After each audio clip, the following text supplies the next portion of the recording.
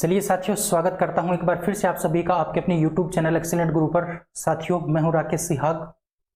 जैसा कि आपको पता है, हम जो बात कर रहे थे वो कर रहे थे फिजिक्स के बारे में। एक क्लास जो इंट्रोडक्शन की जो क्लास है वो मैंने आपको करवा दी है। आज हम उससे आगे का पढ़ने वाले हैं। अगर आपने पहली क्लास नहीं देखी है तो पहले आप स्टार्टिंग की क्लास देख लीजिए, तो एक सीक्वेंस बन जाएगा और आपको पढ़ने में बड़ा इंटरेस्ट आएगा, ये मैं आपसे दावा कर सकता हूं। तो चलिए क्लास को शुरू करते हैं। उससे पहले जो मेरे दोस्त बहुत ज़्यादा संघर्ष करते हैं और जो दुनिया के ताने सुनते हैं, उनको अलग अलग तरह की बातें सुनने को मिलती हैं, उनके लिए एक बात कहना चाहूँगा और उसी बात को अपने दिल में रख करके अपनी प्रिपरेशन को अच्छे से करनी है और नौकरी आपको लेनी है। उसमें सहयोग मैं आपका करने वाला हूँ, पूरी शिद्दत से आपका सहयोग करूँगा, उसमें कोई दो राय नहीं है। तो छोटी सी बात से आज की क्लास स्टार्ट करते हैं। छोटी सी बात यह है कि आपको जो तैयारी है वो बहुत बेहतर तरीके से करनी है। जो लोग बोलते हैं उसकी बातों पर आपको ज़्यादा ध्यान नहीं देना है, बस आपको अपने मन की करनी है। तो उसी लिए एक मैं आपको बात कहना चाहूँगा कि हमारा संघर्ष सिर्फ हम ही को पता है। हमारा संघर्ष सिर्फ हम ही को पता है। कैसे बर्बाद हुए हमारे दिन, ये सिर्फ हम ही को पता है। लोग पूछते हैं कि कैसे नहीं हुआ सिलेक्शन, कैसे नहीं हुआ सिलेक्शन, ये सिर्फ हम ही को पता है। कैसे नहीं हुआ सिलेक्शन, ये सिर्फ हम ही को पता है। तो अब की बार 2024 में आपको सिलेक्शन लेना है, एक नौकरी आपके पास होनी चाहिए, उसमें सहयोग मैं आपका करूंगा। अगर साइंस आपको परेशान करती है तो साइंस परेशान नहीं करेगी, ये मैं आपसे दावा कर सकता हूं। बस आपको इतना सा काम करना है कि जितना मैं आपको पढ़ाऊं उतना रोजाना पढ़ना है, उसके नोट्स तैयार करने हैं और बहुत बेहतर तरीके से आपको अपनी प्रिपरेशन को करना है। प्रैक्टिस सेट भी लगाने हैं, लेकिन प्रैक्टिस सेट थोड़े दिन बाद लगाने हैं, पहले आपको एक बार कोर्स कंप्लीट करना है, अगर आपका कोर्स कंप्लीट नहीं है तो। चलिए क्लास को स्टार्ट करते हैं। कल मैंने आपको बताया था कुछ बेसिक बातें कि फिजिक्स क्या है, फिजिक्स के कितने पार्ट होते हैं, कौन कौन से पार्ट में हम क्या क्या पढ़ने वाले हैं। तो कल मैंने आपको, अगर आपको याद है तो बताया था कि फिजिक्स के दो प्रकार होते हैं। एक होती है क्लासिकल फिजिक्स यानी परंपरागत भौतिकी, और एक होती है आपकी मॉडर्न फिजिक्स यानी आधुनिक भौतिकी। तो मैंने आपको बताया था कि सबसे पहले हम जो पढ़ेंगे वो पढ़ेंगे क्लासिकल फिजिक्स के बारे में। और क्लासिकल फिजिक्स में जो सबसे पहला टॉपिक आता है वो आता है मापन, गति और उसके उपकरण। यानी कहने का मतलब हमारा जो आज का टॉपिक रहने वाला है वो रहने वाला है क्लासिकल फिजिक्स का। क्लासिकल फिजिक्स बोले तो आपकी जो परंपरागत भौतिकी है उसके बारे में बात करेंगे। कल मैंने आपको बताया था कि इस क्लासिकल फिजिक्स या फिर परंपरागत भौतिकी के अंदर हम किसको पढ़ते हैं। परंपरागत भौतिकी में हम पढ़ते हैं, एक तो आपका आता है मापन, उसके बाद आती है आपकी गति, और इस गति से संबंधित जो उपकरण होते हैं उनके बारे में हम किसके अंदर बात करते हैं।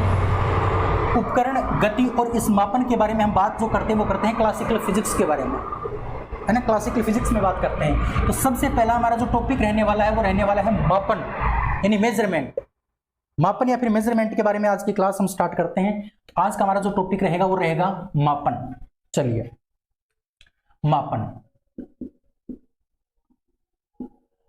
मापन का मतलब मापना। किसी भी चीज को आप, किसी भी वस्तु को आप किसी न किसी राशि के अंदर मापते हो।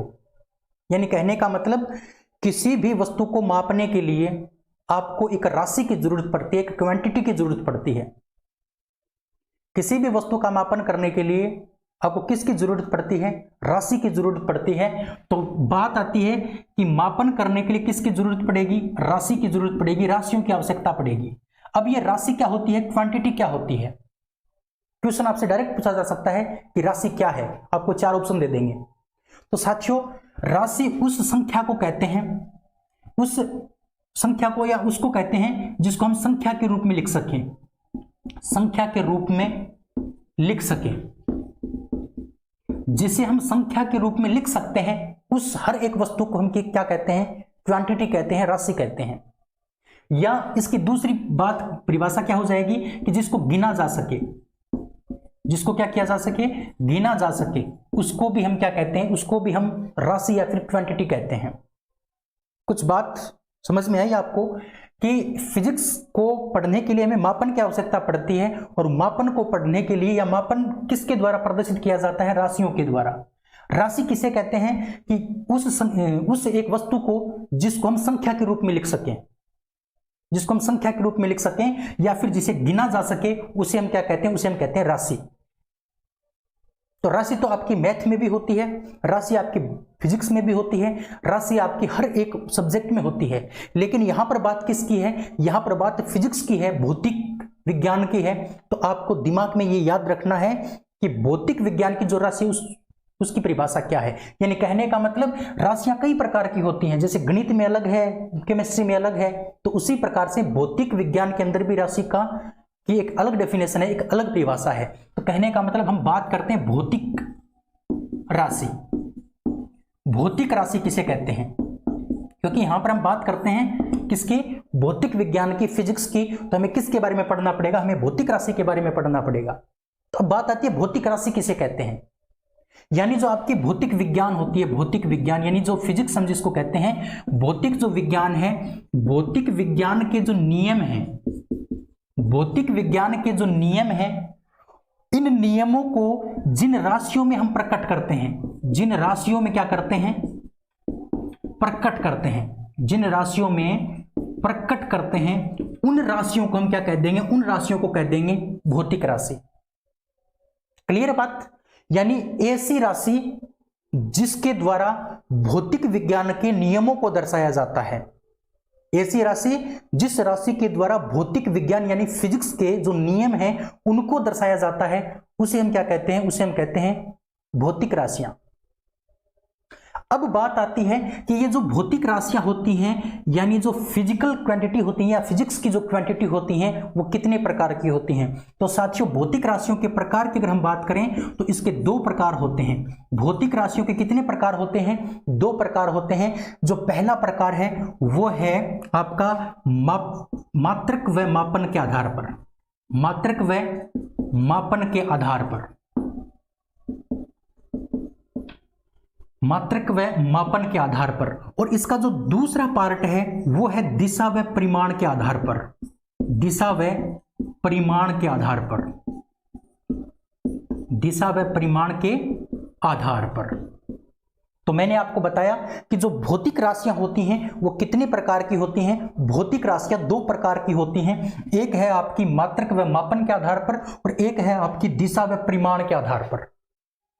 अब आपको एक सीक्वेंस समझ में आया होगा कि भौतिक विज्ञान को पढ़ने के लिए हमें मापन की आवश्यकता पड़ेगी, मापन को पढ़ने के लिए राशि की आवश्यकता पड़ेगी, और राशि भी कई प्रकार की होती हैं। लेकिन हमें यहां पर कौन सी राशि चाहिए? हमें यहां पर भौतिक राशि चाहिए। और भौतिक राशि कितने प्रकार की? दो प्रकार की, मात्रक और मापन के आधार पर और दिशा और परिमाण के आधार पर। तो सबसे पहले जो हम पढ़ने वाले हैं वो मात्रक और मापन के आधार पर राशियों के बारे में बात करेंगे। तो यहां तक अगर आपको समझ में आया है तो आप इसका स्क्रीनशॉट ले सकते हो, फिर हम आगे बढ़ते हैं। चलिए, इसका स्क्रीनशॉट आप ले लीजिए। ले लिया? चलिए, अब हम बात करते हैं सबसे पहले मात्रक व मापन के आधार पर राशियां। मात्रक व मापन के आधार पर आप हेडिंग लगा सकते हैं, मात्रक व मापन के आधार पर राशियां। मात्रक व मापन के आधार पर। तो साथियों, अगर बात करें मात्रक और मापन के आधार पर, तो मात्रक और मापन के आधार पर राशियों की संख्या होती है 3। कितने प्रकार हैं राशियों के? 3 प्रकार हैं। उसमें जो सबसे पहला आता है, 1 नंबर जो आता है वो आता है आपका सबसे पहले मूल राशि। मूल राशि, इसी को क्या कहा जाता है? मूल मात्रक कहा जाता है। इसी को हम क्या कहते हैं? मूल मात्रक कहते हैं। मूल राशि या फिर मूल मात्रक सबसे पहला प्रकार है। किसके आधार पर? मात्रक और मापन के आधार पर। इसी को कहा जाता है fundamental, fundamental quantities, fundamental quantities. तो अगर हम बात करें मूल राशि या फिर मूल मात्रक की, तो सबसे पहले बात आती है मूल राशि किसे कहते हैं या फिर मूल मात्रक किसे कहते हैं। यानी ऐसी राशि या फिर ऐसा मात्रक, ऐसी राशि, ऐसी राशि जो स्वतंत्र होती है, ऐसी राशि जो क्या होती है, स्वतंत्र होती है। स्वतंत्र का मतलब किसी के ऊपर भी डिपेंड नहीं होती, अपने आप में स्वतंत्र है, वो किसी के ऊपर क्या नहीं होती, वो डिपेंड नहीं होती। यानी कहने का मतलब इसे दर्शाने के लिए, इसे दर्शाने के लिए, इसे दर्शाने के लिए किसी अन्य राशि की आवश्यकता नहीं पड़ती, किसी अन्य राशि की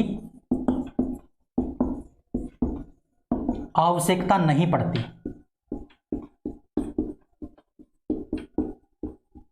इसे दर्शाने के लिए किसी अन्य राशि की आवश्यकता नहीं पड़ती है। उसे हम क्या कहते हैं, उसे हम कहते हैं मूल राशि या फिर मूल मात्रक।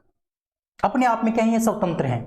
अब बात आती है इनकी संख्या कितनी है। तो साथियों इनकी संख्या की बात करें तो ये आपकी होती है टोटल 7 प्रकार की। तो अगर आपसे पूछा जाए प्रश्न कि भौतिक विज्ञान में मूल राशियों की संख्या कितनी है, तो भौतिक विज्ञान में मूल राशियों की जो संख्या है वो है 7। मूल राशियों की संख्या कितनी है, 7 है। अब नेक्स्ट जो क्वेश्चन बनता है कि ये 7 राशियां कौन कौन सी हैं, ये 7 राशियां कौन कौन सी हैं। तो इसमें जो सबसे पहली है 1 नंबर, वो है आपकी लंबाई। सबसे पहली क्या है आपकी, लंबाई। दूसरी जो है वो है आपकी द्रव्यमान, द्रव्यमान। नेक्स्ट जो 3 नंबर है वो है आपका समय। नेक्स्ट 4 नंबर जो है वो है आपका द्रव्यमान, समय, लंबाई, ताप। 5 नंबर जो है आपका वो है विद्युत धारा, विद्युत धारा। नेक्स्ट जो आपका 6 नंबर है साथियों वो है आपका पदार्थ की मात्रा, पदार्थ की मात्रा। और नेक्स्ट और लास्ट जो 7 नंबर है वो है आपका, आपको दिखाई नहीं देगा यहां, आगे बताता हूं। यहां पर 7 नंबर जो है वो है ज्योति तीव्रता, ज्योति तीव्रता। तो ये 7 राशियां क्या हैं, आपकी मूल राशियां हैं, फंडामेंटल क्वांटिटीज हैं ये। तो अब क्वेश्चन आपसे क्या पूछा जाएगा, यहां से डायरेक्ट क्वेश्चन अगर पूछा जाए, बिल्कुल सिंपल सा क्वेश्चन पूछा जाए, तो आपसे ये पूछा जाएगा कि निम्न में से कौन सी भौतिक राशि मूल राशि नहीं है, या निम्न में से कौन सी मूल राशि है, नहीं है या फिर है। 2 प्रकार के प्रश्न बनते हैं। नहीं है ये क्वेश्चन पूछेगा तब तो 3 आपको इसमें से दे देगा और एक अन्य राशि दे देगा, उसमें से आपको पहचान करने की कौन सी राशि नहीं है। अगर ये पूछ ले कि कौन सी मूल राशि है तो आपको 3 अलग दे देगा और एक आपको इन 7 में से देगा। यानी ये 7 ही राशियां क्या हैं, आपकी मूल राशियां हैं। क्लियर है बात। तो ये 7 राशियां मूल राशियां हैं, अच्छे से आपको याद करना है, मेरे साथ बोलना है आपको, बोलो, कोई शर्म की बात नहीं है, इसमें बोलना है, जोर जोर से बोलना है। सबसे पहले लंबाई, द्रव्यमान, समय, ताप, विद्युत धारा, पदार्थ की मात्रा, और लास्ट और नेक्स्ट है आपकी ज्योति तीव्रता। एक बार फिर से बोलो, लंबाई, द्रव्यमान, समय, ताप, विद्युत धारा, पदार्थ की मात्रा, ज्योति तीव्रता। पता लगना चाहिए आपके अड़ोस पड़ोस में कि ये स्टूडेंट पढ़ रहा है, इतना जोर जोर से आपको पढ़ना है, कोई शर्म की बात नहीं है। बोलने से आपकी मेमोरी है ना, वो अच्छे से वर्क करती है, बोलना जरूरी है। कई दोस्त बोलते हैं कि बिना बोले पढ़ने से अच्छे से याद होता है, नहीं, ये गलत बात है। 2 प्रकार की हमारी मेंटल कंडीशन, हम 2 प्रकार की हमारी एनर्जी होती है, एक फिजिकल एनर्जी होती है और एक मेंटल एनर्जी होती है। तो मेंटल एनर्जी तो पढ़ते वक्त काम करती है, लेकिन फिजिकल एनर्जी जो है ना, वो हमारी मेंटल जो एनर्जी है उसको क्या करती है, सपोर्ट करती है, उसको सहायता प्रदान करती है। तो फिजिकल एनर्जी भी जरूरी है पढ़ाई के टाइम, इसलिए आपको बोल बोल के पढ़ना है, जोर जोर से बोलो अगर अकेले हो तो, और अगर किसी के सामने आड़ोस पड़ोस में बैठे हो, लाइब्रेरी वगैरह में बैठे हो, तो आपको धीरे धीरे बोलता रहना है, जिससे कि आपको अच्छे से याद होगा। क्लियर है। ये 7 राशियां। अब बात आती है कि जो लंबाई है, इस लंबाई का मात्रक भी आपको याद रखना है। डायरेक्ट क्वेश्चन पूछ लिया जाता है यहां से कि लंबाई का मात्रक क्या है, लंबाई का मात्रक क्या है। तो लंबाई का जो मात्रक है वो है मीटर। लंबाई का मात्रक क्या है, मीटर। इसी प्रकार से द्रव्यमान का जो मात्रक है वो है किलोग्राम,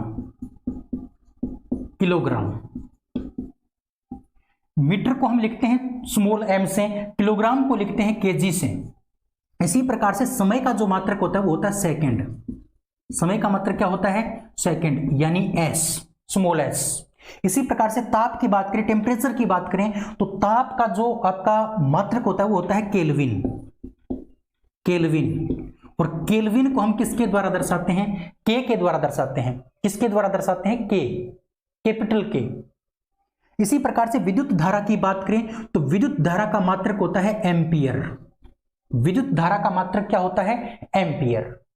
इसी प्रकार से आपकी पदार्थ की जो मात्रा होती है उसको दर्शाया जाता है मोल के द्वारा। मोल, 1 मोल, 2 मोल, 5 मोल, 8 मोल, इस प्रकार से।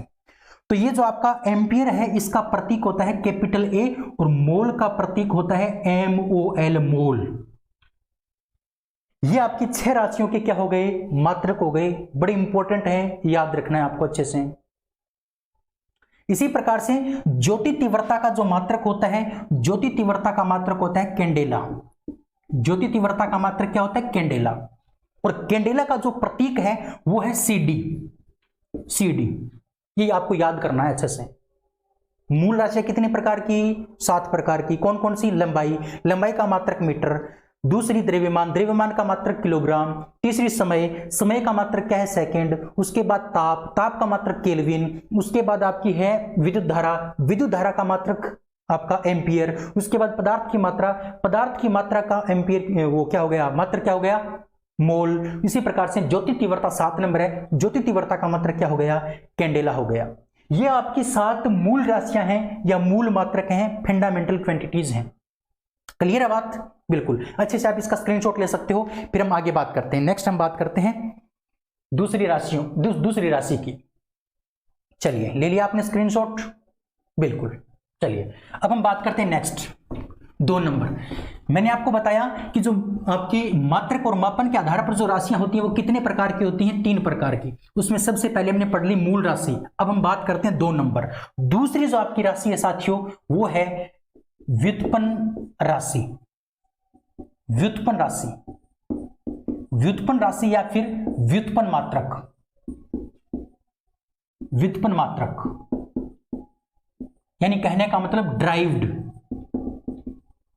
ड्राइव्ड क्वांटिटीज, जो दूसरों के द्वारा क्या होती हैं? उत्पन्न होती हैं। व्युत्पन्न, उत्पन्न, इस प्रकार से आप याद रख सकते हो। व्युत्पन्न यानी उत्पन्न, जो दूसरी राशियों के द्वारा क्या होंगी? उत्पन्न होंगी। और वो दूसरी राशियां कौन सी होंगी? मूल राशियां। यानी कहने का मतलब मूल राशियों के द्वारा निर्मित, मूल राशि के द्वारा निर्मित, मूल राशि के द्वारा निर्मित जो राशियां होती हैं उनको हम क्या कहते हैं? उनको कहते हैं व्युत्पन्न राशि या फिर व्युत्पन्न मात्रक। जो मूल राशियों के द्वारा क्या होंगी? उत्पन्न होंगी, उन्हें हम क्या कहेंगे? उन्हें हम कहेंगे व्युत्पन्न राशि।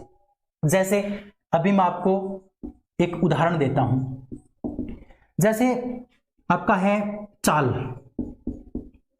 चाल, चाल जो है वो एक प्रकार की व्युत्पन्न राशि है। आप पहचान कर सकते हो आराम से, क्योंकि 7 जो राशियां हैं ना, 7 राशियां, वो आपकी क्या हैं? वो आपकी मूल राशियां, वो आपको अच्छे से याद करनी है। उसके अलावा जितनी भी हैं वो क्या है? आपकी व्युत्पन्न है। तो चाल की अगर बात करें तो जो चाल है, चाल का सूत्र होता है दूरी बटे समय।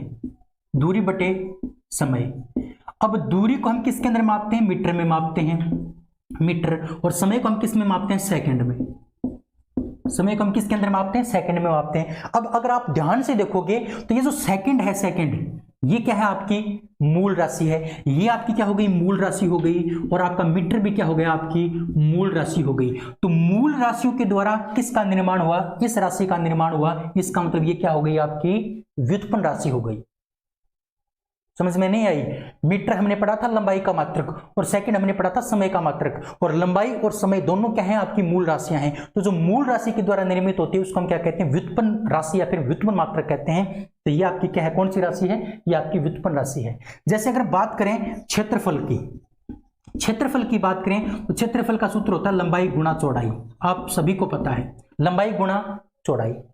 अगर बात करें क्षेत्रफल की तो लंबाई किसका? लंबाई का मात्रक मीटर, और इस चौड़ाई का मात्रक भी क्या है? मीटर है। और मीटर मैंने अभी अभी आपको बताया कौन सी राशि आपकी मूल राशि है। इसका मतलब क्षेत्रफल भी आपका क्या हो गया? एक प्रकार की व्युत्पन्न राशि हो गई।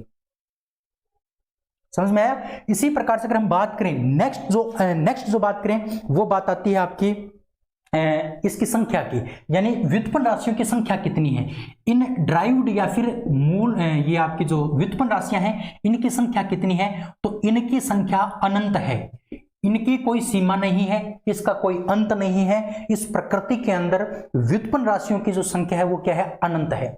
यानी कहने का मतलब इन मूल राशियों को गुणा भाग जोड़ घटा करके जो राशियां प्राप्त की जाती हैं उनको हम व्युत्पन्न कहते हैं। तो आप एक दूसरे गुणा भाग जोड़ घटा करोगे ना तो जो राशियां प्राप्त होंगी वो व्युत्पन्न है। इसका मतलब इनकी संख्या क्या हो गई, अनंत हो गई। मूल राशियों की संख्या 7, इनकी संख्या कितनी हो गई, इनकी संख्या हो गई अनंत।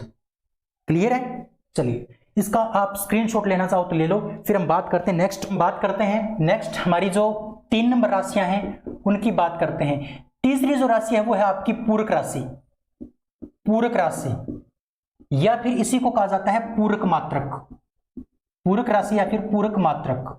अब ये पूरक राशि या फिर पूरक मात्रक क्या है, इसके बारे में हम चर्चा करते हैं, पूरी डिटेल से चर्चा करते हैं। सबसे पहली बात तो मैं आपको बता दूं कि जो आपकी पूरक राशि है, आपकी जो पूरक राशि है वो आपकी मूल राशि में से ही अलग की गई है। यानी जो पूरक राशि है वो किससे अलग की गई है, मूल राशि से अलग की गई है। मूल राशियों से पूरक राशियों को अलग कर दिया गया। अब इनको अलग क्यों किया गया, वो भी बड़ी इंपॉर्टेंट चीज है कि इनको अलग क्यों किया। तो साथियों मूल राशियां जो होती हैं इसका कोई ना कोई मात्रक होता है, जैसे लंबाई का मात्रक मीटर है, द्रव्यमान का मात्रक किलोग्राम है, इनका एक मात्रक होता है, इनकी एक विमा होती है, इनकी एक क्या होती है, विमा होती है। लेकिन आपकी जो पूरक राशि है, आपकी जो पूरक राशि है इसका ना तो इसका क्या होता, न तो इसका मात्रक होता, न तो मात्रक होता और न ही इसकी विमा होती। ना तो इसका मात्रक होता है ना ही इसकी विमा होती है, इसलिए इनको क्या कर दिया गया, इन मूल राशियों से अलग कर दिया। इन मूल राशियों से क्या कर दिया, अलग कर दिया। तो ये बात बड़ी इंपॉर्टेंट है, थोड़ी सी आपको ध्यान रखनी है। अब बात आती है कि पूरक राशि किसको कहते हैं। तो हमारी प्रकृति के अंदर दो राशि ऐसी हैं जो न तो मूल राशि के द्वारा और न ही व्युत्पन्न राशि के द्वारा, न ही मूल राशि के द्वारा और न ही व्युत्पन्न राशि के द्वारा निर्मित होती हैं। यानी अपने आप में ये स्वतंत्र हैं, ये किसी भी राशि के द्वारा निर्मित नहीं होती, न तो मूल राशि और न ही व्युत्पन्न राशि। यानी दो राशि ऐसी जो मूल और व्युत्पन्न, मूल व व्युत्पन्न दोनों से निर्मित नहीं होती, दोनों से ही निर्मित नहीं होती। ऐसी दो राशियां जो मूल और व्युत्पन्न दोनों राशियों से ही निर्मित नहीं होती, ऐसी राशियों को हम क्या कहते हैं, ऐसी राशियों को साथियों हम कहते हैं पूरक राशि या फिर पूरक मात्रक। अब बात आती है कि ये जो पूरक मात्रक या फिर पूरक राशि है इनका उपयोग कहां किया जाता है। इनका उपयोग किया जाता है कोण को मापने के लिए। किसको मापने के लिए, कोण को मापने के लिए। कोण को मापने में कौन सी राशि का प्रयोग होता है, कोण को मापने में आपकी पूरक राशि का उपयोग होता है। अब कोण कितने प्रकार के होते हैं, 2 प्रकार के कोण आपके होते हैं, 2 प्रकार के। एक आपका होता है समतल कोण, एक आपका क्या होता है, समतल कोण, और दूसरा जो कोण होता है आपका वो होता है ठोस कोण, ठोस कोण या फिर घन कोण, ठोस कोण या फिर घन कोण। क्लियर है बात। कोण को मापने में कौन सी राशि का प्रयोग होगा, पूरक राशि का प्रयोग होगा। और पूरक राशि किन को मापने में काम आती है, कोण को मापने में, समतल कोण और ठोस कोण। इसका मतलब इनकी जो संख्या है, इनकी जो संख्या है वो कितनी हो गई, इनकी संख्या हो गई साथियों 2, क्योंकि कोण को मापने में इसका प्रयोग होता है और कोण की संख्या होती है 2, एक आपका समतल कोण, एक आपका ठोस कोण। इसीलिए पूरक राशियों की संख्या कितनी होती है, 2 होती है। मैंने आपको बताया मूल राशि की संख्या कितनी होती है, मूल राशि की संख्या होती है 7, व्युत्पन्न राशियों की संख्या होती है अनंत, और आपकी पूरक राशियों की संख्या कितनी हो गई, पूरक राशियों की संख्या हो गई आपकी 2। क्लियर है बात। चलिए अब पूरक राशियों को पढ़ने के लिए आपको किसको पढ़ना पड़ेगा, इन कोणों को पढ़ना पड़ेगा। समतल कोण क्या है और ठोस कोण क्या है, इनके बारे में हमें चर्चा करनी पड़ेगी। चलिए बात करते हैं समतल कोण की। अगर आप इसका स्क्रीनशॉट लेना चाहो तो आप इसका स्क्रीनशॉट ले सकते हो। फिर हम बात करते हैं समतल कोण की। समतल कोण क्या है, ले लिया होगा आपने स्क्रीनशॉट। चलिए अब बात आती है सबसे पहले समतल कोण की। सबसे पहले बात करते हैं समतल कोण। समतल कोण। ये समतल कोण क्या है? यानी जितनी भी आपकी 2D आकृति होती है, 2D, 2 का मतलब 2 और D का मतलब डायमेंशन, यानी जिसकी 2 विमाएं हों, 2 डायमेंशन हो, जैसे लंबाई चौड़ाई हो गया, चौड़ाई ऊंचाई हो गया, ऊंचाई लंबाई हो गया, यानी कम से कम 2 ही आपकी क्या होनी चाहिए, अधिक से अधिक आपकी 2 ही विमा होनी चाहिए, 2 ही डायमेंशन होनी चाहिए। ऐसी आकृतियों को हम कहते हैं 2D आकृति। तो ये जो आपका समतल कोण है, ये समतल कोण 2D आकृति में क्या होता है, निर्मित होता है। 2D आकृति में ही क्या होता है, 2D आकृति में निर्मित, 2D आकृति में निर्मित। ये केवल और केवल 2D आकृति में ही निर्मित होता है। कौन सा कोण? समतल कोण। और 2D आकृति कौन सी होती है? आपकी जो वृत्त है, वृत्त, सर्कल जिसको बोलते हैं, तो वृत्त में निर्मित होता है आपका कोण, समतल कोण। तो समतल कोण का जो निर्माण होगा वो कहां पर होगा? समतल कोण का निर्माण होगा आपके वृत्त में। कहां पर होगा? वृत्त के अंदर होगा। समतल कोण का निर्माण किसके अंदर हो जाएगा? वृत्त में हो जाएगा। अब बात आती है कि समतल कोण को किसके द्वारा दर्शाया जाता है। तो साथियों बड़ी इंपॉर्टेंट बात है कि इस समतल कोण को रेडियन के द्वारा दर्शाया जाता है। किसके द्वारा दर्शाते हैं? रेडियन के द्वारा दर्शाया जाता है।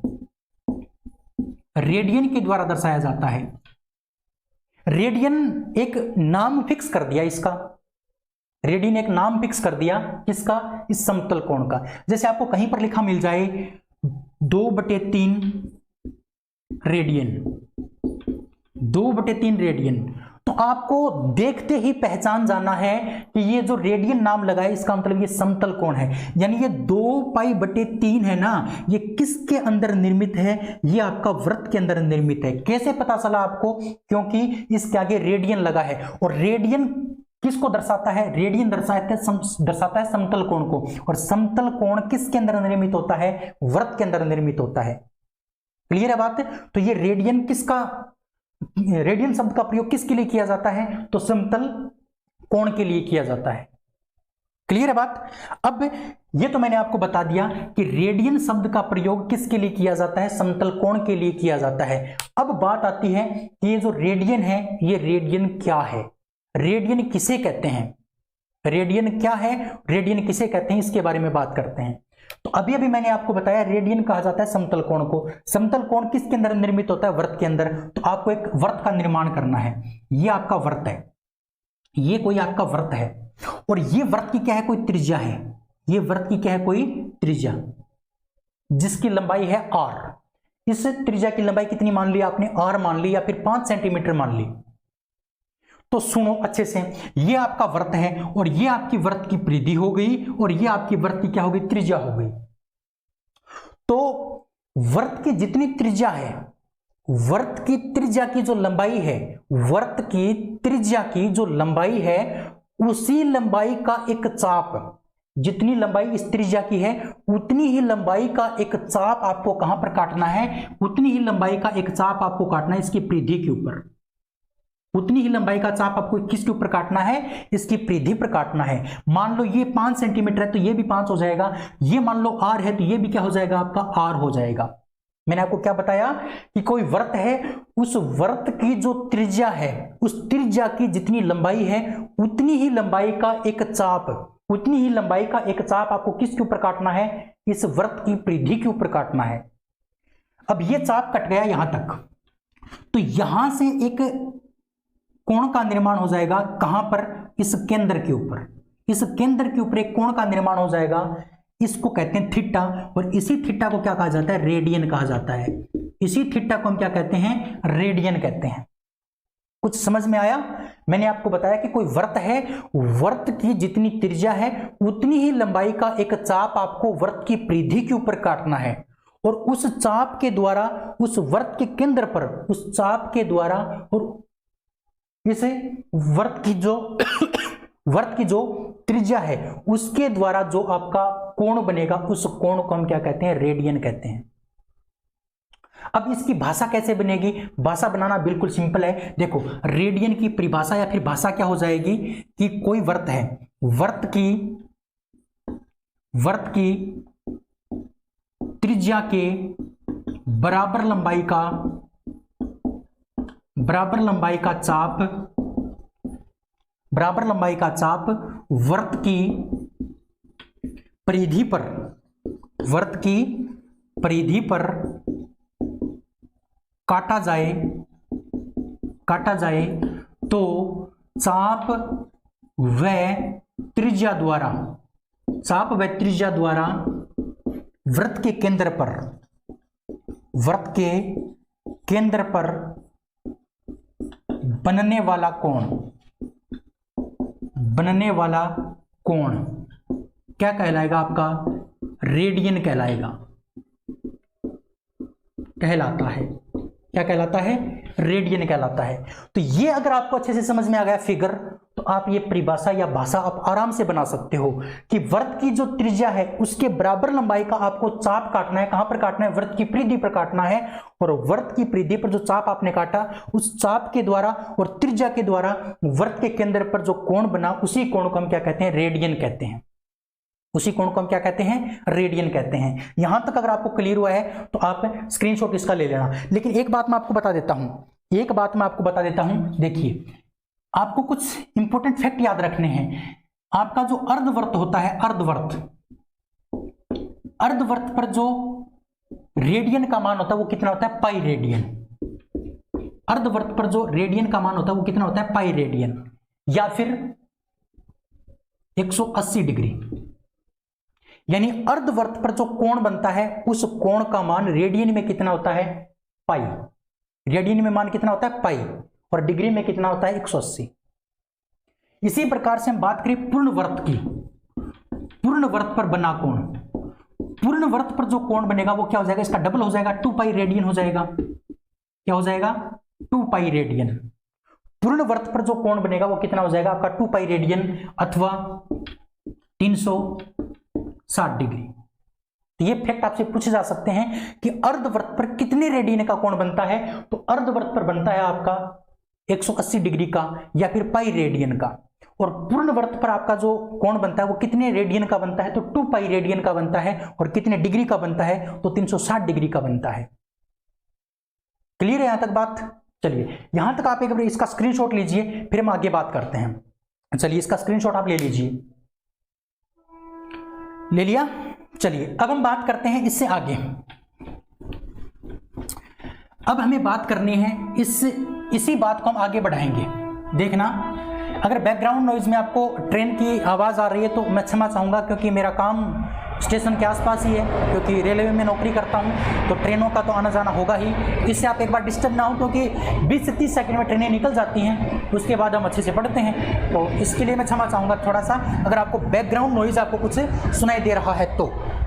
ठीक है, चलिए अब हम बात करते हैं, इसी बात को हम आगे बढ़ाते हैं। इसी बात को हम क्या करते हैं? आगे बढ़ाते हैं। मैंने आपको बताया कि आपका जो 2 पाई बराबर है, 2 पाई रेडियन बराबर, 2 पाई रेडियन का जो मान है वो कितना है? 360 डिग्री है। ये मैंने आपको बता रखा। यानी 2 पाई रेडियन को ही क्या कहा जाता है? 360 कहा जाता है। 2 पाई रेडियन को ही क्या कहा जाता है? 360। तो 2 पाई रेडियन का मान कितना हो गया? 360। तो पाई रेडियन का या फिर 1 पाई रेडियन का, पाई रेडियन का मान कितना हो गया? 180 डिग्री। कैसे हुआ 180 डिग्री? 360 और ये गुना में है, ये कहां जाएगा? भाग में। तो कितना हो जाएगा? 180 डिग्री। यानी 1 पाई रेडियन का मान, 1 पाई रेडियन का मान कितना हो गया? 180 डिग्री हो गया। और यहां से अगर आपको ये पाई हटाना पड़े तो यहां पर क्या माना जाएगा? 1 माना जाएगा। तो यहां पर क्या बचेगा? 1 रेडियन। तो आपसे डायरेक्ट क्वेश्चन पूछा जा सकता है कि 1 रेडियन का मान, 1 रेडियन का मान कितना होता है? तो देखो 180 और ये पाई यहां पर गुणा में था, यहां पर 1 था, 1 के गुणा में क्या था? पाई था। ये गुणा से कहां चला जाएगा? भाग में चला जाएगा। यानी कहने का मतलब 1 रेडियन का जो मान है वो कितना होता है? 180 बटे पाई होता है। 180 डिग्री बटे पाई किसका मान होता है? 1 रेडियन का मान होता है। इसी को अगर हम आगे बढ़ाएं तो क्या हो जाएगा? 180 बटे पाई का मान कितना हो जाएगा? 22 बटे 7। और अगर आप इसको हल करोगे तो आएगा आपका 57.30 डिग्री, 57.30 डिग्री। तो आपको डायरेक्ट क्वेश्चन पूछा जा सकता है कि 1 रेडियन का मान डिग्री में कितना होता है? 1 रेडियन का मान डिग्री में कितना होता है? 57.30 डिग्री। 57.30 डिग्री मान किसका होता है? 1 रेडियन का मान किसके अंदर? डिग्री के अंदर। क्लियर है बात? यहां तक अगर आपको बात समझ में आई है तो स्क्रीनशॉट इसका ले लीजिए। अब मैं आपको 2 क्वेश्चन करने सिखाऊंगा जो न्यूमेरिकल हैं और इसी के ऊपर आधारित हैं, और उनकी ऐसी ट्रिक मैं आपको दूंगा कि एक भी क्वेश्चन आपका गलत नहीं होगा। चलिए, क्वेश्चन आपने सुना होगा कि रेडियन को डिग्री में बदलना और डिग्री को रेडियन में बदलना। रेडियन को डिग्री में बदलना और डिग्री को रेडियन में बदलना क्या है, इसके बारे में चर्चा करते हैं। चलिए अब हम बात करते हैं नेक्स्ट 2 प्रकार के क्वेश्चनों पर। सबसे पहले की बात करते हैं 1 नंबर, रेडियन को किसके अंदर बदलना? डिग्री में बदलना। रेडियन को किसके अंदर बदलना है? डिग्री में बदलना है। तो कैसे बदला जाएगा? रेडियन को डिग्री में कैसे बदला जाएगा उसके ऊपर चर्चा करते हैं। देखिए बिल्कुल सिंपल सी बात है, अगर आपको सूत्र याद रहे तो बहुत अच्छी बात है, सूत्र याद नहीं रहे तो कोई जरूरी नहीं है आपको सूत्र याद करने की। हालांकि मैं सूत्र इसका बता देता हूं, जब भी आपको रेडियन को डिग्री में बदलना हो तो इसका सूत्र क्या है? रेडियन गुणा 180/पाई। ये सूत्र आपको अगर याद रहे तो बहुत अच्छी बात है, नहीं रहे तो कोई बात नहीं करना है आपको याद। ठीक है, अब बात आती है कि जैसे क्वेश्चन आ गया जैसे पाई रेडियन को डिग्री में बदलो। पाई रेडियन को किसके अंदर बदलना है? डिग्री में बदलना है। तो आपको करना क्या है? ये पाई का पाई लिख लेना है और इसको गुणा करना है, क्योंकि यहां पर देखो गुणा करना है, और इसके नीचे आपको पता ही 1 माना जाता है, 1 अपने आप में होता ही है। अब देखो, अब हमारे पास में एक तो है 180/पाई और एक है आपका पाई/180। अब आप खुद देखो कि कौन से गुणा करें कि ये पाई हट जाए, क्योंकि हमें तो पाई को हटाना है, क्योंकि रेडियन को डिग्री में बदलने के लिए ये सिर्फ हमें डिग्री रखनी है, ये डिग्री रखनी है, ये पाई नहीं रखना। तो कौन सा क्या करोगे आप? यानी आप इसको 180/पाई से गुणा करोगे ना, तभी ये पाई से पाई कटेगा। अगर आप इसी को अगर आप किससे गुणा कर देते हो? पाई/180 से कर देते हो, तो ये पाई गुणा हो जाएगा, तो पाई का स्क्वायर हो जाएगा। आपका डिग्री में तो नहीं बदला। इसका मतलब इस पाई को डिग्री में बदलने के लिए इस पाई को गुणा करना है आपको 180/पाई से। अब ये पाई से पाई कट जाएगा, कितना बचेगा आपका? 180 डिग्री बचेगा। इसी प्रकार से एक और देखो, 1-2 क्वेश्चन करते हैं फिर आपको पता चलेगा। जैसे क्वेश्चन आ गया 4पाई/3, इसको आपको किसके अंदर बदलना है? डिग्री में बदलना है। 4/3 पाई रेडियन को किसके अंदर बदलना है? डिग्री में। तो 4/3 है, इसको गुणा आपको किससे करना है? 180/पाई से करना है। 180/पाई से क्यों किया? क्योंकि मुझे यहां से पाई को हटाना है, और पाई को कब हटाया जा सकता है? जब हमारे 180 के बट्टा में क्या हो? पाई हो। अगर ये पाई मैं ऊपर ले आऊंगा, 180 नीचे ले आऊंगा, तो पाई आपस में गुणा हो जाएगा। इसका मतलब इसको काटने के लिए, इसको कैंसिल करने के लिए आपको क्या करना पड़ेगा? पाई नीचे रखना पड़ेगा। अब देखो, इस 3 को इससे काटेंगे कितना आएगा? 60, और इस 4 को 6 से गुणा करेंगे कितना आएगा? 24, और 0 का 0 यानी 240 डिग्री। तो 4/3 रेडियन का मान डिग्री में कितना हो गया? आपका हो गया 240। इसी प्रकार से 9/3 है, इसको अगर आपको डिग्री में बदलना है तो आपको क्या करना है? 180/पाई से गुणा कर देना, पाई से पाई कट जाएगा। अब 9 तिया ये 18 तिया 54, 540 डिग्री। बिल्कुल सिंपल है, क्लियर है बात। इसी प्रकार से स्क्रीनशॉट इसका लेना चाहो तो ले लो, अब इसी प्रकार से नेक्स्ट है आपका कि अगर आपको डिग्री दे दिया जाए, डिग्री को किसके अंदर बदलना हो? रेडियन में बदलना हो। डिग्री को रेडियन में बदलना हो तो आप कैसे बदलोगे? सबसे पहले बात करते हैं इसके सूत्र की। तो इसका सूत्र वही हो जाएगा, यहां पर रेडियन था, अब की बार क्या आ जाएगा? डिग्री आ जाएगा। क्या आ जाएगा? डिग्री। और डिग्री को गुणा कर दोगे आप पाई/180 से। पाई/180 से मैंने पाई/180 से गुणा क्यों किया? क्योंकि मुझे यहां डिग्री से डिग्री को काटना है, तो डिग्री आपको नीचे रखनी पड़ेगी।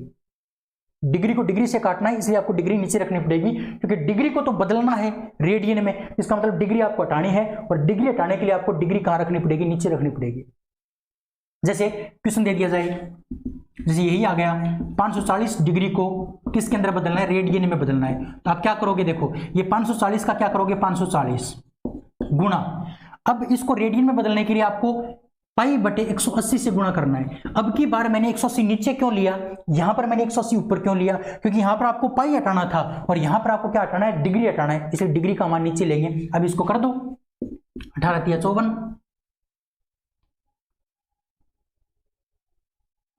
क्या गया इसका। अच्छा देखो 540, ये 540 होगा क्या, 18 × 54, 9 × 27, ठीक है ये हो गया। अब 540 को आपको रेडियन में बदलना है, तो 540 का 540 गुणा और आपका आ जाएगा पाई बटे 180, पाई बटे 180, तो ये कितना हो जाएगा 3, तो ये आ जाएगा आपका 3 पाई, और ये भी आपका 3 पाई है, ये भी आपका 3 पाई है, क्योंकि 9 पाई बटे 3 है, तो इसको काटेंगे तो कितना आएगा, 3 पाई आएगा, ये भी क्या आएगा आपका 3 पाई आएगा, तो ये देखो बराबर आ गया। क्लियर हुआ। इसी प्रकार से जैसे आपको एक क्वेश्चन और देता हूं, जैसे 240 डिग्री को आपको किसके अंदर चेंज करना है, रेडियन में चेंज करना है, इसको किस में चेंज करना है, रेडियन में। कैसे करोगे, 240 गुणा, इस डिग्री को हटाने के लिए डिग्री आपको नीचे रखनी पड़ेगी, डिग्री आप नीचे रख दो 180 डिग्री, ऊपर क्या जाएगा आपका पाई, इसको आप काटोगे, इसको 6 से काटेंगे तो आएगा 4, इसको 6 से काटेंगे कितना आएगा 3, तो 4 पाई को गुणा करेंगे 4 पाई और बटे कितना आ गया 3, तो 4 पाई बटे 3। तो ये रेडियन को डिग्री में बदलना और डिग्री को रेडियन में बदलना, ये आपको अच्छे से समझ में आ गया होगा, ये मैं आपसे उम्मीद कर सकता हूं। ठीक है, चलिए स्क्रीनशॉट इसका ले लीजिए, फिर हम आगे बढ़ते हैं। नेक्स्ट हम बात करते हैं, चलिए अब हम बात करते हैं नेक्स्ट। मैंने अभी अभी आपको बताया रेडियन, इसी प्रकार से समतल कोण के बारे में मैंने पढ़ लिया। अब हम बात करते हैं ठोस कोण के बारे में। ठोस कोण क्या है, जैसे मैंने अभी अभी आपको बताया समतल कोण क्या है, उसी प्रकार से बात करते हैं किसकी, इसी प्रकार से हम बात करते हैं 2 नंबर ठोस कोण की। ठोस कोण या फिर घन कोण। तो जिस प्रकार से मैंने आपको समतल कोण के बारे में बताया, समतल कोण आपका 2D आकृति में निर्मित होता है, तो ये कौन सी आकृति में निर्मित होगा, 3D आकृति में निर्मित होगा। 3D आकृति में क्या होगा, निर्मित होगा, ये बात आपको याद रखनी है। यानी जो ठोस कोण है वो आपका 3D आकृति में क्या हो जाएगा, निर्मित हो जाएगा। अब 3D आकृति कौन सी होती है, आपका गोला, स्फीयर, गोला। जो गोला है वो एक प्रकार का क्या है, आपका 3D आकृति है, गोला। देखा होगा आपने गोला। तो गोले में किसका निर्माण हो जाएगा, ठोस कोण या फिर घन कोण का निर्माण हो जाएगा। अब बात आती है कि इसको किसके द्वारा दर्शाते हैं, तो इसको दर्शाते हैं स्टेरेडियन के द्वारा। किसके द्वारा, स्टेरेडियन के द्वारा, स्टेरेडियन के द्वारा दर्शाते हैं। जैसे समतल कोण को रेडियन के द्वारा दर्शाते हैं, उसी प्रकार से ठोस कोण या फिर घन कोण को किसके द्वारा दर्शाते हैं, स्टेरेडियन के द्वारा दर्शाते हैं। क्लियर है। अब बात आती है कि ये स्टेरेडियन क्या है। जैसे मैंने आपको बताया था रेडियन के बारे में, उसी प्रकार से इस स्टेरेडियन की बात करते हैं। तो वहां पर हमने किसकी बात की थी, वर्त की बात की थी, और यहां पर हम किसकी बात करेंगे, गोले की बात करेंगे। जैसे मान लो ये गोला है कोई, जैसे आपने तरबूज देखा होगा, तरबूज वो एक प्रकार का आपका गोला ही होता है। तो आपको क्या करना है, यहां से आपको एक क्या करना है, चाप काटना है। यानी ये मान लो आपकी गोले की क्या है, त्रिज्या है। ये गोले की क्या है, आपकी त्रिज्या। ये मान लो गोले की त्रिज्या है r। जैसे वर्त में मैंने आपको बताया था त्रिज्या, इसी प्रकार से गोले की जो त्रिज्या है वो r है। तो इस गोले की त्रिज्या हो गई, और इसको हम क्या कहेंगे, परिधि नहीं कहेंगे, क्योंकि ये आपका क्या नहीं है, 2D नहीं है। 2D की बाहरी जो सीमा होती है उसको क्या कहते हैं, परिधि कहते हैं। और जो 3D आकृति है उसकी बाहरी सीमा को क्या कहा जाता है, उसकी बाहरी सीमा को कहा जाता है वक्र पृष्ठ। ये इसका क्या हो गया, वक्र पृष्ठ हो गया, और उसमें क्या था, परिधि था, और यहां पर क्या है, आपका वक्र पृष्ठ है। तो देखो ये आपका गोला है, तो गोला जो है, इस गोले की जितनी त्रिज्या है, इस गोले की जितनी त्रिज्या है, उस त्रिज्या की जितनी लंबाई है, उसी लंबाई का जो वर्ग है, उसी लंबाई का वर्ग करो। जैसे मान लो यहां पर इसकी लंबाई कितनी है, 5 सेंटीमीटर है, तो इसका वर्ग करेंगे तो 25 सेंटीमीटर, यानी इसके वर्ग के बराबर एक चाप काटना है आपको। वहां पर आपने जितनी त्रिज्या थी उतना ही चाप काटा था, लेकिन यहां पर आपको क्या करना पड़ेगा, जितनी लंबाई है उस लंबाई का जो वर्ग है, उस वर्ग के बराबर आपको चाप काटना है। जैसे यहां पर 5 सेंटीमीटर लंबाई है, तो 5 सेंटीमीटर का वर्ग कितना हो गया, 25। तो 25 सेंटीमीटर का आपको चाप काटना पड़ेगा।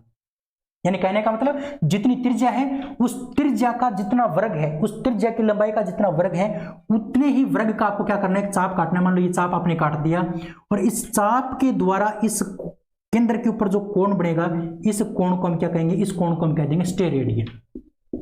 इस कोण को हम क्या कह देंगे, स्टेरेडियन। यानी ये जो दूरी हो जाएगी आपकी, ये दूरी कितनी हो जाएगी आपकी, r स्क्वायर हो जाएगी। कहने का मतलब जितनी आपकी त्रिज्या है उस त्रिज्या की जितनी लंबाई है उस लंबाई का वर्ग आपको करना है और उतना ही आपको क्या करना है, एक चाप काटना है। किसके ऊपर, गोले के वक्र पृष्ठ पर।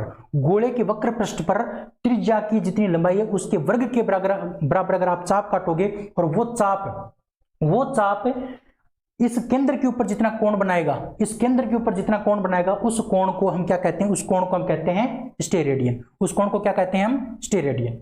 क्लियर है। अब हम बात करते हैं इसकी भाषा क्या बनेगी, भाषा, इसकी परिभाषा कैसे बनाएंगे। तो इसकी भाषा की अगर बात करते हैं तो कोई गोला है, गोले में त्रिज्या की लंबाई के वर्ग, ये इंपॉर्टेंट बात है, वर्ग के बराबर गोले के पृष्ठीय क्षेत्रफल पर चाप काटा जाए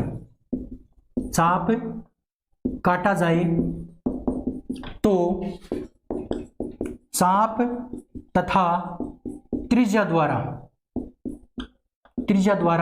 निर्मित कोण क्या कहलाएगा, आपका स्टेरेडियन कहलाएगा। ये गोला है, इस गोले की जो त्रिज्या है इस त्रिज्या के वर्ग के बराबर आपको एक चाप काटना है और वो चाप और ये त्रिज्या जो क्या बनाएंगे, कोण बनाएंगे, उस कोण को हम क्या कह देंगे, स्टेरेडियन कह देंगे। क्लियर है। अब बात आती है नेक्स्ट कि जो आपका स्टेरेडियन है, यानी एक स्टेरेडियन बराबर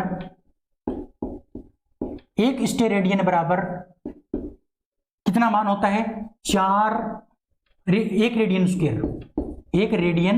स्क्वायर। तो आपसे क्वेश्चन पूछा जा सकता है कि एक स्टेरेडियन का मान रेडियन में कितना होता है, तो एक स्टेरेडियन का मान रेडियन में होता है 1 radian square.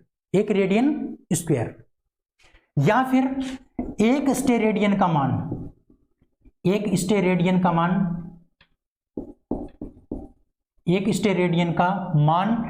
4 pi square radian. ये एक आंकड़ा है जो आपको याद रखना है, ये डाटा बड़ा इंपॉर्टेंट है। क्वेश्चन आपसे डायरेक्ट पूछा जाएगा कि एक स्टेरेडियन का मान रेडियन में कितना होता है, तो आपको दे दिया जाएगा 2 pi square, 3 pi square, 4 pi square, 5 pi square. तो आपका आंसर क्या होगा, 4 पाई स्क्वायर। क्लियर है। चलिए इसका आप स्क्रीनशॉट ले लीजिए। और साथियों आज हमने जो पढ़ा वो पढ़ा मात्रक और मापन के आधार पर हमारी जो राशियां हैं उनके बारे में। कल हम बात करेंगे हमारी जो नेक्स्ट है दिशा और परिमाण के आधार पर सदिश और अदिश राशियों के बारे में, इनके बारे में चर्चा करेंगे।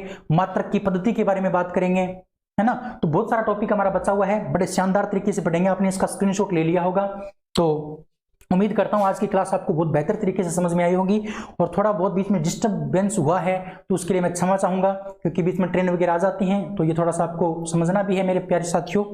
तो आज की इस क्लास में इतना ही, और कल फिर मिलते हैं। तब तक के लिए तंदुरुस्त रहिए, स्वस्थ रहिए और अपने घर वालों का ख्याल रखिए और इस दुनियादारी से अपना भी ख्याल रखिए, क्योंकि सक्सेस आपको होना है तो अच्छे माइंड सेट के साथ आपको पढ़ना है और बहुत अच्छे से अपने माइंड को रखना है, स्टेबल रखना है, तभी आप एक अच्छी जॉब पा सकते हो और बहुत अच्छे से अपने आप जीवन को यापन कर सकते हो। मैं आपका छोटा सा सहयोगी बनने का प्रयास करूंगा कि मैं आपकी नौकरी में, आपकी जॉब में छोटा सा सहयोग करने का प्रयास मैं कर सकूं।